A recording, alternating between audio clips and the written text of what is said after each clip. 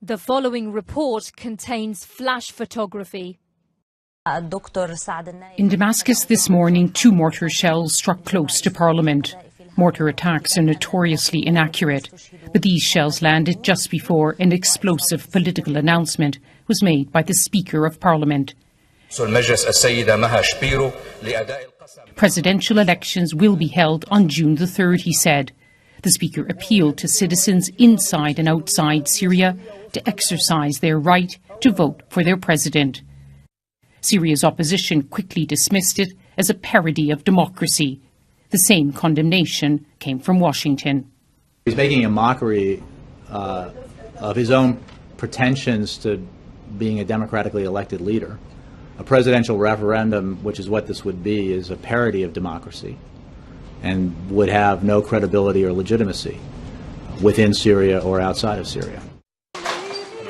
But President Assad recently spoke of a turning point in a war he always insisted would never oust him. He's now expected to run for a third 7-year term and win. On Sunday, he toured the mainly Christian town of Malula, just north of Damascus. His forces recaptured it last week after a series of victories against rebel-held areas.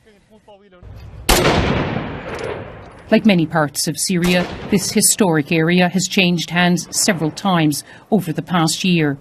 But government troops backed by Lebanon's Hezbollah fighters are now in control of major supply routes around the capital. But in other parts of Syria, the fighting is intensifying.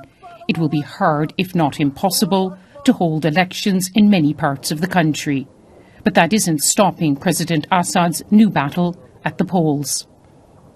For much of the past 3 years, this conflict has been defined by opposition demands for President Assad to step down and by military efforts to topple him. None of it worked. And now the president is turning to the vote to emphasize again he's not going anywhere. But he will still be the issue, and there will still be a war. Lyse Doucet, BBC News, Damascus.